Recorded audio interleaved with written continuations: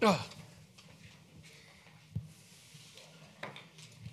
Dude, I think we already have it somewhere in that range anyway.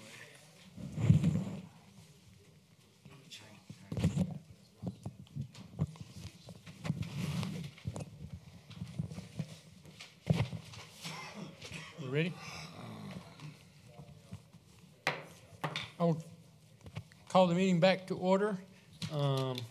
We had an executive session to discuss a letter from DOJ, and also in reference to the ordinance that we're passing and how they're tied together. We are meeting on December the 4th, and we will take the letter that we got from DOJ and read it and mull on it and make a decision on that at the December 4th meeting. And now we're back to the second reading of 1834, and we deferred that, so now we're back to this. And is there any discussion on second reading of 1834? Okay, now that we had that meeting and know what the letter from DOJ says, I think we need to include the language from the DOJ letter into the ordinance that we're about to propose here. So I would want our attorney to go through it and make those recommendations for us for the changes that are necessary in there. So let me make sure I got your motion.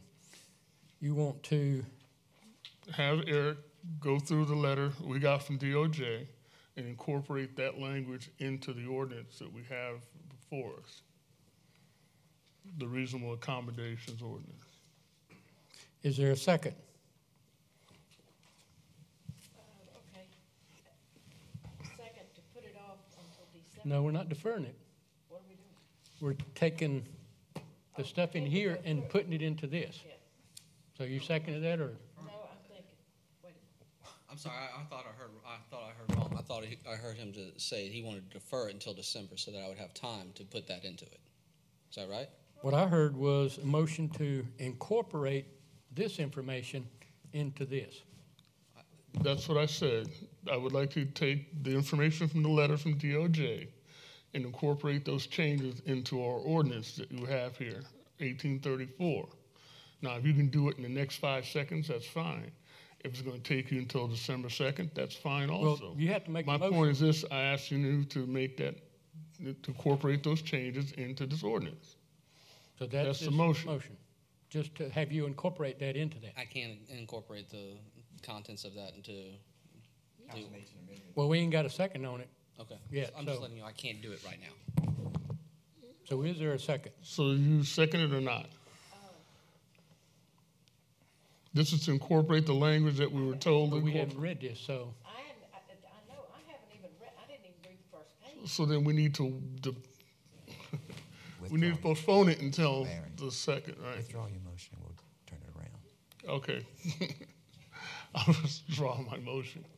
Now, I'd make a motion that we defer the second reading of 1834 until the December meeting, after which our attorney has taken things in hours that surpass what DOJ wants and incorporate the things that DOJ would like that we may not even have in there that they wanted it in there. So let's get ours to read the way they want it to, and leave the strength that we have in ours there, like having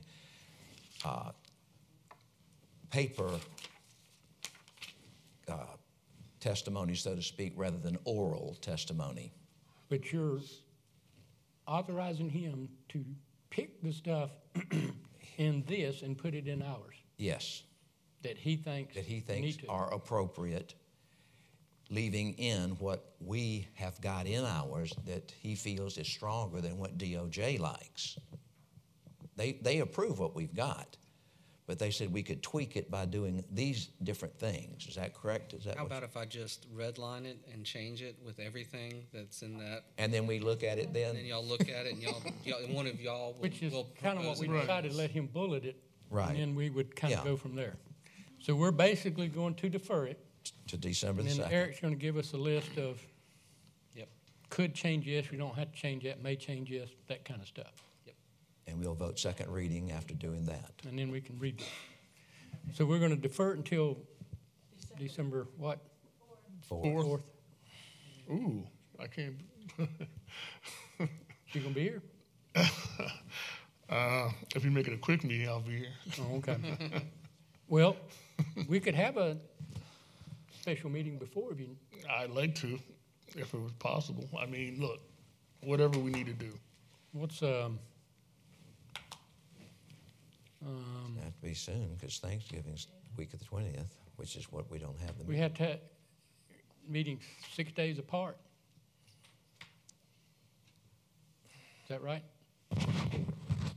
That's correct. 6 days, and you have to give, your 24-hour notice. So But if we meet on the 4th, would we want to cancel that meeting? You're saying you might, Yeah, let's make it, well, we would have had it on November 20th, but that's Thanksgiving week, and you got but if we do it the week after, the 20, we do the week after, the Eight. 28th The 26th, or what's 26th. a Wednesday or Tuesday? 27th Sorry, 27th, of yeah. November. See, Thanksgiving's right here. All right. The 27th is Tuesday. Yeah, I don't know if I'm going to be here. Okay.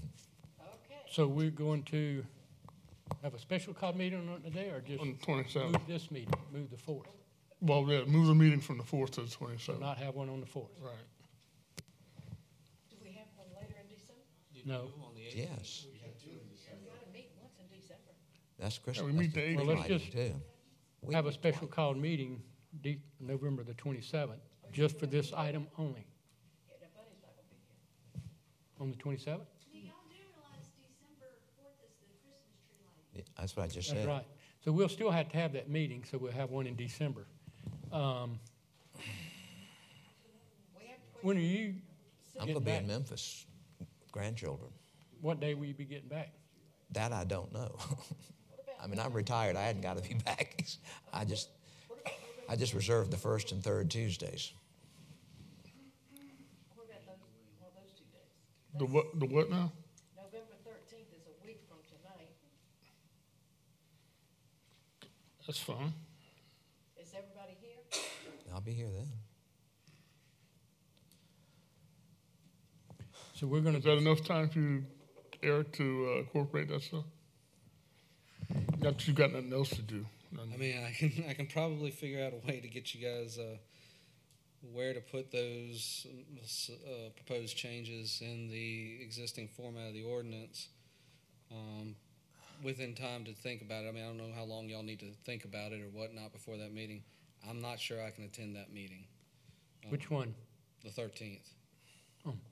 I mean, we're solid that day. Because you guys would want packets Friday, that's only 3 days away.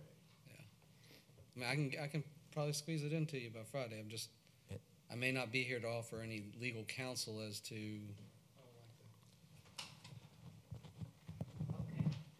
Y'all, anybody have another day? Well, just leave it as the 4th then. Just leave it as the 4th, on December 4th. Forget about it. That enough time? Okay. Just leave it as December 4th. Don't worry about canceling. Well, we can amend the agenda that night and put that in first, That's so fine. if you need to go No, or that's something. fine. Whatever we need to do. All right, so there's a motion on the table by Julius to defer this item 1834 until December the 4th meeting. And have Eric make those Have appropriate. Eric kind of give us a comparison side by side. or I we second can it. think. Any discussion? I think we just did. All in favor of deferring item E 1834 until December 4th, do so with show of hand. All right. No new business. Next item is presentation by citizens. This is where anyone who would like to address council on anything may do so at this time. All we ask is you give us your name and address for the record.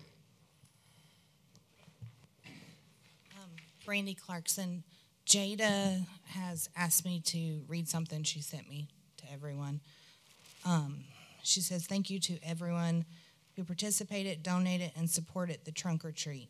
We had an overwhelming response to the event. Fun was had by all. We had people from all of the Midlands to attend, not just Irmo residents. At least 2,000 people, if not more. Council, this is exactly what our town needs: fun, free, family events. I'm willing to take on the task of planning more events such as this. I've had a few in mind for 2019 already. I just need your support. Please think on it, and you will be hearing from me soon. I'm sorry I could not be there tonight as I originally planned, but I'm a mom first.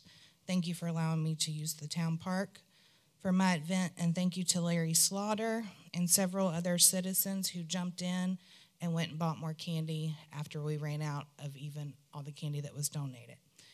Wow. And that's from Jada, but that was an outstanding event put on by Jada. Thank you, Barry, for putting a car in, and Chief for having an officer there. I don't know his name. I call him Dancing Cop. DeAndre, okay. And then the fire department, it was really neat and astounding how many people came. Pretty good. Yeah, definitely. If they would have all shown up at one time, it probably would have been a orchestra. Yeah. So that's from Jada. And then, Chief, the dog attack Barry's referring to was 10/27 also, same night as Trunk or Treat. I've been asked to not play the voicemail that I do have from the attack. So when the person's dog who was almost killed's ready, I'll play it for you. Or the dog's recovering right now, but I'm a huge animal advocate, so I don't want to see anyone's dog put to sleep or anyone just calling animal control when an animal's loose. My dogs have gotten out, and thank God someone got them, posted them, and I found them. But I also don't have a rescue dog that was bred to fight. This dog obviously was, and it's probably no fault of the current owners, but I do feel like they should be held responsible to contain the animal before the animal should be allowed to return. And that's not been the case. The animal is back, and from what we can tell, there's no containment yet. There's a fence, but obviously, yes. I mean, there's a fence, but obviously the dog got out of the fence, so maybe they need an electric fence or something of the sort. It's not the dog's fault. It's the owner's fault, in my opinion. Also, when y'all get a minute, it would be great, because there are a lot of concerned citizens, if someone can explain the trash increase. I don't think it was very clear when it was explained over several council meetings that it was going to go up by over 25% in 1 year, which it did. Also, what's your name, Mr. Attorney? I'm sorry. Eric. Hale. So when you're working on the ordinance for this whole DOJ incident, can you work on one that requires council to use respect with the citizens? Because I noticed when y'all were discussing it, Mr. Waite said Pat Donovan knows. That's a citizen of this town, and no one should be named up there by council in a condescending way ever. That's a citizen of this town. Those are the people y'all serve. So I'd like to see people be treated with more respect, especially a man who's done nothing to cause you any harm. I just don't think that was right. So put that on the record. And that's it. Thank you. Didn't we have a difference in the fees for garbage for Richland County And as opposed to Lexington County? Richland County's property tax They're come out, higher. and Lexington. $18 more in Richland than in Lexington. Lexington doesn't charge for all the Right. stuff that goes to their landfill. They add it into the citizens' tax bill. Richland County Yeah. charges for everything that gets dumped at the landfill, plus they add it into your tax bill too. But they charge $18, or they charge us $25 a ton, which turns out to be $18 a year more than in Lexington. So we actually, my tax bill was $220 or $210 or something like that. Yeah. Well, And they're saying theirs is $240. Mine's $243. well, Why is that? I mean, Richland County, well, everybody's garbage was 180 a year. Right, and then it went to 210. And when we switched from Advanced to Tyler, we were charging the citizens $15 a month. And that's kind of what we were. When we switched to Tyler, it was $18.95 a month. So there was an increase. We didn't pass that on because we had all that surplus in that garbage account. Right. But we voted on, when we did that, instead of going up the first year, we would go from 180 to 210 in 2019, and then we'd go from 210 to 230 in 2020. So that was one increase. Right. And then Richland is $18 more. So theirs would be 228 and Lexington would be 210. Then we passed that so much, how much was it? $3, $4 for the $4 for the, administrative fee. right. And then we charged so much for the recycling We went with the miscellaneous, we went with the recycling, we went with the stormwater. and the stormwater. Now, Oh, even that's though $8, okay. That was They a don't year, have a- though. That was $8 a year. But remember, the first increase was for Richland County residents only because they went from 180 to 198 because they had to pay a tipping fee, which the former It was garbage $18. people never took anything and dumped it Richland County. They took it all to Lexington. So and then we went Lexington to the County doesn't 210, have and to. then we added the administrative fee, and then we added the stormwater fee, and then we added And the recycling for $4. recycling fee. Correct. Richland County got all that information in time to get it on the next bill. Lexington didn't get it in time to get it on the next bill. Some of the stuff did and some of the stuff didn't. So like, if you take the 210 plus the 18 plus the other fees, you'll come up with whatever it was, 248, okay. If you take Lexington's that went from Correct. 180 to 210 It's still without 210. the other stuff, but they didn't get all this other stuff in time, so theirs didn't get the. So next year, we're gonna have that other stuff in there. Next year, Okay. there's, and then next year, they're also going from 210 to 230. So it'll be another $20. Put that on the website. Excuse me? Can we put that explanation on the website? So when because people are asking. They're asking a question. I'm just trying to get it out there. And part of the problem too, or not problem, but if you look at that garbage sanitation account, it had like $1 million in there, over and above what we were. That's why we didn't go up the first year on the stuff when it went We to paid. 15, 18, because we were gonna try to pay some of that paid out of it. that surplus. We still have 600,000 in there. We're gonna pay another 200,000 next year because they're gonna charge us 200,000 more than what we're charging the resident. That's gonna come out of the surplus. By the third year, we should be about even, and the rates will quit going up, and the surplus will be gone, so to speak, unless Tyler goes up a lot, which I'll they put it on the probably did for a website for while. you, but I mean, it's going to be 2021 really before we're collecting the exact money that we're paying. Yeah. In fact, we'll be collecting $1.50 more than what we'll be paying, assuming the prices don't go up from Tyler for gas or something else by that time. Right. And part of it was we changed from one company that was 15 a month to 18.95, say 19 a month, and they were the lowest bid. Go ahead. That's Wade Deloach, 156 Finsbury Road. Just a couple of things. I wanted to address Kathy's concern about catalytic converters.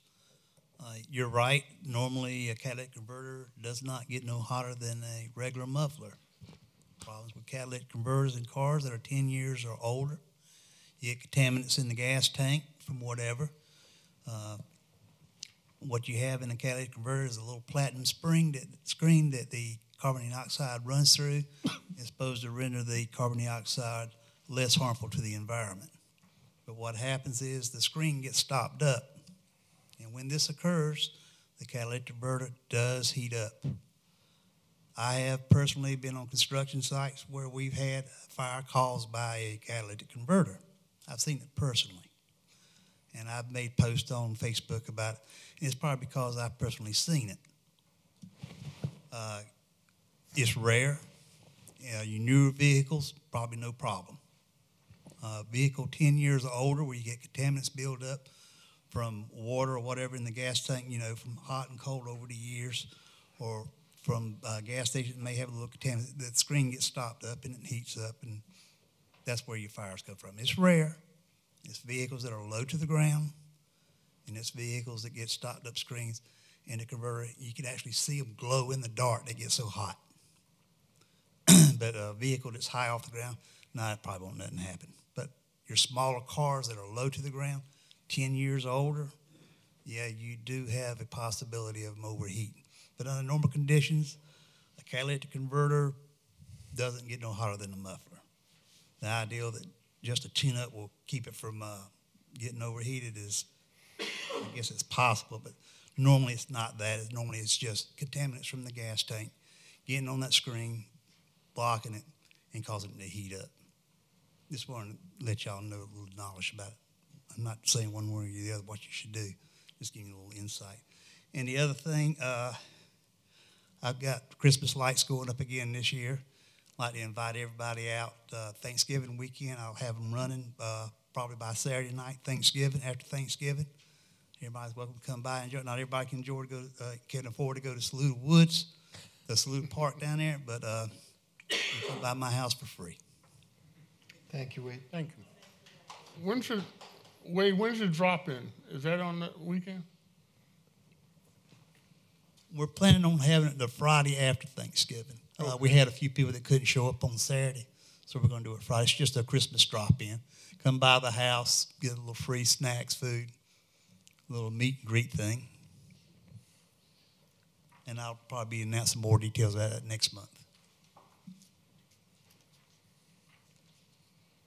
Anyone else? Seeing none, next item, we've got a couple discussions. We had a presentation by Sunoco, I can't remember, a couple of weeks ago. And she brought up a lot of information there that I thought was very good. I didn't know. I think some of us didn't know a lot of the stuff that she brought up. And I mentioned to Bob so that we could discuss it. I felt like we need to put some of that information on our Facebook page, on our website, do on the listserv, whatever. But she had mentioned, some stuff about I think it was the 12 no-nos, but whatever she called it, she has it on there. But, even the thing that she mentioned about the Post-it, the little Post-it note. If it was smaller than a Post-it note, it shouldn't be recycled because it falls through their conveyor belt and hits on the floor, and they will wrap it up with all the glass and throw it away. But a lot of that type of information that she talked about. And I think, of course, there was a conversation about glass and why they don't take glass unless it's separately brought to them and not mixed in with the trash truck and all that good stuff. But I just felt like Bob needs to maybe, I won't say once a month or once every other week. I don't know.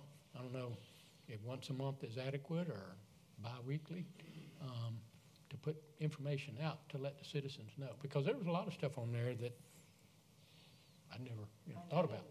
I mean, I throw straws in. I throw pill bottles you're not supposed to throw in there.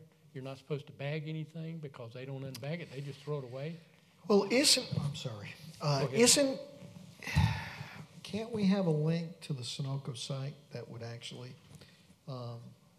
serve that purpose? So if residents were interested in knowing exactly what is and what is not recyclable, it would be via a link into the Sunoco site. I think she said we could, on our website, do a link to theirs too. But I think more people look at that Facebook page sometimes, and if it's coming out all the time, I think it makes you more aware of all these little things. I mean, you can do that, but I would suggest we link it to the Sunoco site because they're going to continue to update that as things change.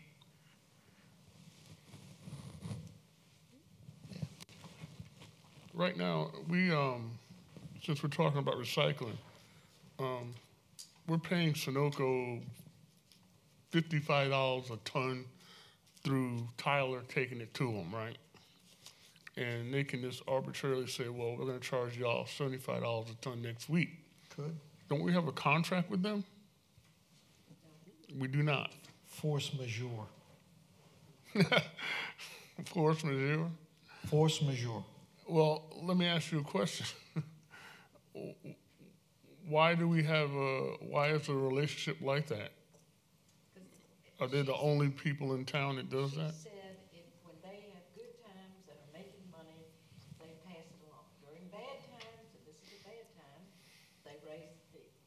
That's what she said. I don't, Yeah. it makes. I mean, it went Makes from sense. 0 to 25 to 55 Yeah. within 6 months or something.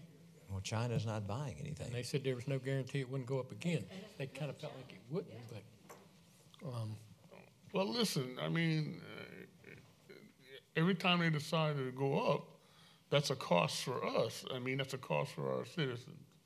We don't have any way to prevent that, or, I mean, there's nobody else that plays that ball game, recycling ball game? I know the answer to the question, I'm just asking the council, I mean. I don't think None that I know Sunoco of. handles the millions and more. and you got to remember too now, Sunoco is not, quote, a recycling company. That ain't what they're in business to do. They're in business to make packaging for people. And in order to make packaging, they want all that used cardboard. That's really what they want. They do all this other stuff because it used to make money. Used to make money. Now some of it's costing them. I think they said they paid $25,000 a month to haul off that busted glass. Everything that gets thrown in the trash can gets busted, and they pay to have it hauled off. If nobody threw their glass in there, that'd be a $25,000 saving. But then you got people like City of Columbia that pay X amount of dollars more to have the glass thrown in there and hauled off.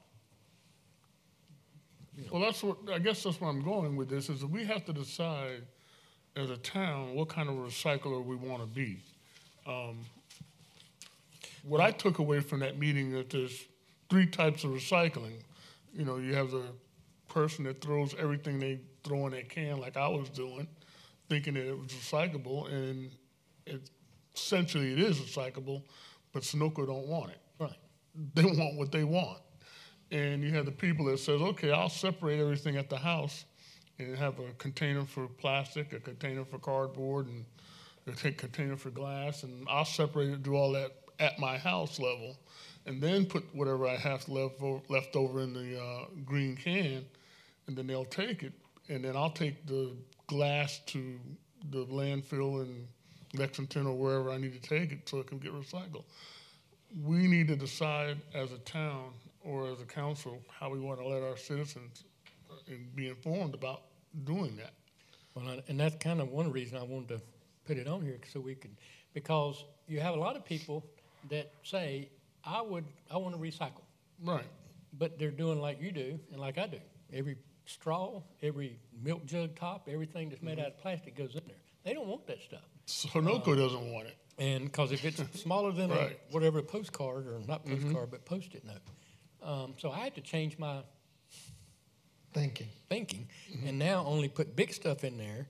And I mean, for years, I used to throw all these grocery sacks, plastic grocery sacks. They don't want that either. I didn't know that, Those but for years. but then there's a lot of people in town. I mean, I've heard from people that said I would pay $10 more a year or whatever to recycle glass. I have other people that say I don't even want to pay to recycle right now. Yeah. So get rid of recycling altogether, and I will save whatever it is a month or a year. Well, you So know, I think the medium is just do what we're doing and try to educate people as to doing better, what they call smart recycling, which is only give us what we want. well, that's what Sunoco wants. Yeah. But to be honest with you, everything we produce as waste can be recycled. Okay. The only thing we're saying, Sunoco is telling us, we don't want everything that can be recycled. We just want what we want in those green cans. And if we put more than what we want in those green cans, that's when it's going to start costing you all money, because we got to separate out And then all the throw it stuff away. that you want, Haul throw it away. Nobody wants it. So Sunoco wants to change the price next month to $75 a ton because we're pouring things that they don't want in that green can. Are we willing to pay that is the question. Yeah. Are we willing to pay the hit, take the hit? And that's why I think we need to do a better job of educating the public as to what they really want.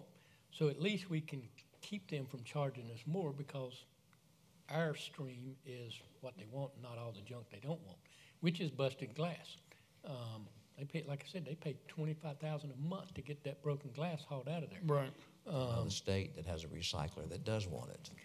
Yeah, or somebody, but, I mean, a lot of people ain't getting into So that. can't we look at, there's a recycler in North Carolina that specializes in glass. Can we contact them and ask them what they would charge for coming and get our glass from down here?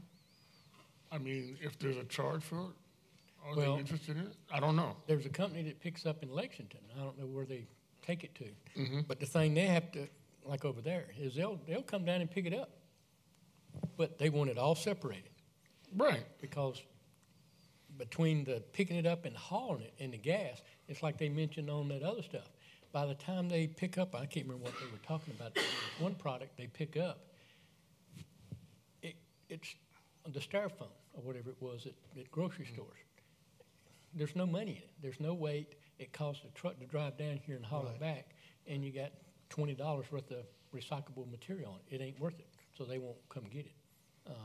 But what if we tell folks, if we tell citizens, if you separate your glass and put it in a separate container, and we have a truck coming by once a month to pick it up, specifically for the glass, if the people that are hardcore recyclers, if they want to do that, wouldn't that be something we could offer them? I mean, I don't know that you. I don't know. With all the discussion about the rate and the tax bills coming out, I don't think most people want to do anymore.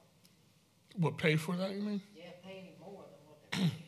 But you have a lot of people that don't want to just stop recycling at all and throw everything in the can. Well, but we gotta, And I think that's where you find a happy medium, which is kind of what we're doing now. We just need to do a better job of educating so they, because I know somebody had told me they hear glasses in the green thing getting dumped in the trash can because their neighbors still throw glass in there. Now, whether they do it because they don't know or whether they do it because they don't care, I don't know.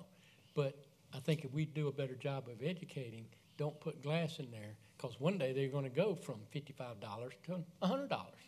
Well, profit's Right. driving the whole thing. Because in the old days, Coca-Cola used to give you 2 cents per glass bottle. They'd sterilize them, rewash them, and reuse them. We had cloth diapers. The milk, the dairy companies, Edisto Farms Dairy used to bring milk to your house, and they took the bottles back. But they could do it economically, but now it costs money. when they first stopped taking glass, I called and there were 3, every recycling thing in the area, in the middle. And the one that was most cooperative wasn't Rotten Tomato, but Tomato Palms. Tomato palms. Tomato Palms. But the minute she said, what town, and I said, Irmo, and she said, we don't have your contract, no. And part of it too is those companies like that, they go set up in a business and set their things there, and people in that business, and they come by and pick them up. To go door to door and do all that. What if we set they're up? not What if we set up a specific glass recycling can? Yeah, get us a dumpster right out in A our parking dumpster, lot right. here. But time out now. Does the glass have to be separated? Green glass, Clear glass. clear glass, Yeah, to get money. brown glass, blue glass. It's all going to be separated by color. You're talking a real. I mean, Because that video we This is saw, gonna be they big. pulled in the different colors it'll off. be big. And Richland County is, as they mentioned, is that thing looking to Well, do hey, that, I'm but just- they don't know. And the two other I'm good not things. a hardcore recycler. I don't know. I'm just saying, people want to do it and they don't want to pay for it, but we want to continue to do it. Well, everybody wants to do it and not pay for it. I mean, I do too. But it's going to cost us. If we does. continue Everything doing, costs. we continue on the route we're on right now, it's going to cost us, because I can tell you right now that Sunoco is going to go from 55 to 75 So- in the next couple of months. Well, she did say that our stuff was pretty clean as far as not a lot of glass.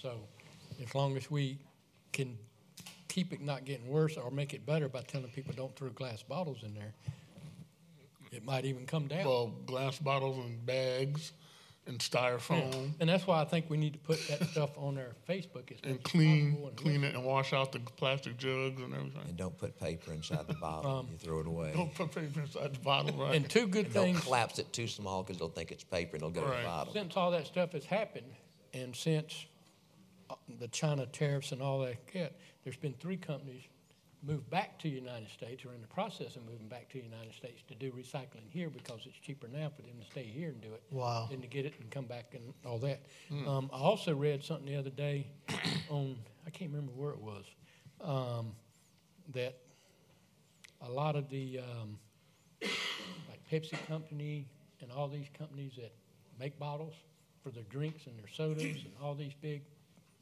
manufacturers, are meeting either next month or first of the year to start looking at how they're going to change the whole process of Packaging. making plastic bottles and all that stuff to get to a point where everything they make is going to be 100% recyclable. You know, you have to have the 1 and 2s. Remember she talked about that? Yeah. They're going to make it all to where, no, anything. Good. You don't have to decide what kind of plastic it is. You just take it. So I think they're working on it big time, not, but I think that'll help us down the road. But I think, too, if we just started to do a better job of educating their public, I don't know what it's going to cost, but we can even look at putting new stickers on the top of the trash can. You know, what does that cost? Or on the recyclable cans. But, Yeah. So the bottom line is we have to put on our website, please do not put glass, plastic bags, styrofoam into the cans. and anything smaller, If anything smaller than a Post-it notepad, Yeah. Post-it note. will do. I mean, really, because if we can do that, I think that's the beginning of an education. They had a 12 no-nos, whatever they call it.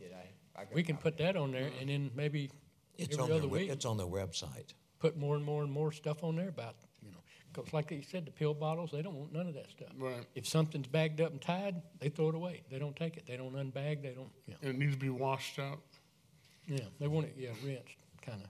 for the hardcore recyclers. They need to wash out the jugs and And get that peanut butter out of that jar. get that peanut butter out that jar.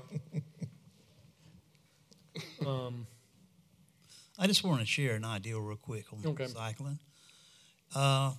If the price got out of hand or anything, what about if we could share the cost with Lexington using their site over here by the dam?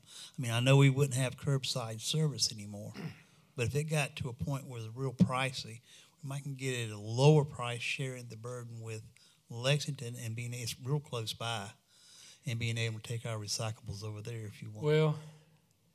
Well, knowing what I know, Lexington thinks we owe them $800,000 right now, roughly, and we're not paying it. So they would probably allow their Lexington residents to take stuff over there, but I doubt very seriously they're going to let anybody in Richland take anything to them. My guess, because they think we. Well, what if we came up with just an alternative idea?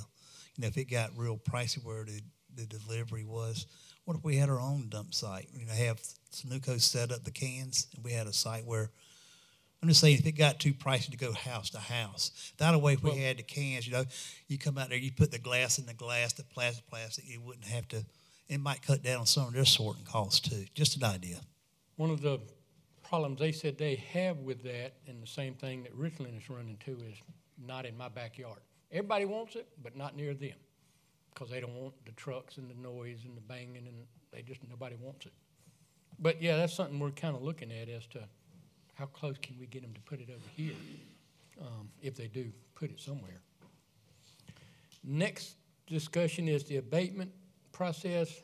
I know we've had this discussion a couple times, and then the little note thing, whatever you call it, came up, the friendly reminder, I'm going to call it notepad, about the 1 year. So either I was going to let Bob or the chief, either one, just explain that to us and on the record for everybody else to know.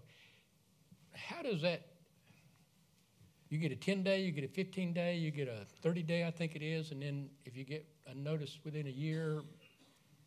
We also get a whole lot of flack because that abatement notice says a maximum $1,000 fine or $1,000 easy. That technically doesn't need to be on there. Doesn't have to be. We decided to do that years ago to let the people know. What could happen. But And that's been on the books how long? we could take it off and just don't even put it on there. But I think it needs. But I think council needs to kind of make that choice since it was made years ago, that we still want to do it that way. And we can put it on the agenda at a date to change it if we want to, but I think before we let Bob explain it, and then we can talk about it a little bit and know for sure. Well, I'll just hit on the high points then. We have three type of abatement periods. We have a 30-day abatement period for any kind of violation with a rental property. We have a 10-day abatement period for any violation of town codes with the exception of vehicles and illicit discharges, sewer, because those two are 15-day abatements. So those are three abatement periods that we have on the books right now. When you say vehicles, you mean like parking in the yard, parking in the street? No, I'm talking about expired tags and, dilapidated, unmovable, whatever, inoperable type vehicles. They get 15 days to fix their problem or to get their tag renewed. A car parking in the yard on block. That's 10 days. They're all 10 days. But the ones that are 15 days are? Expired tags and inoperable vehicle, irregardless of where they're parked, unless they're hidden in the backyard. And I can't remember when it was, but I want to say 2008, 9, or 10, we bought some computer software to put in the police cars so that when the officer pulled up to a home, he knew if those people had been abated in the past, because we were having some where they were having to go back continually to the same home to tell them to cut the grass. So we bought that software so it could track that, so they'd let them know. And it was, if it was in a year. I'm not familiar with what software package you're talking about.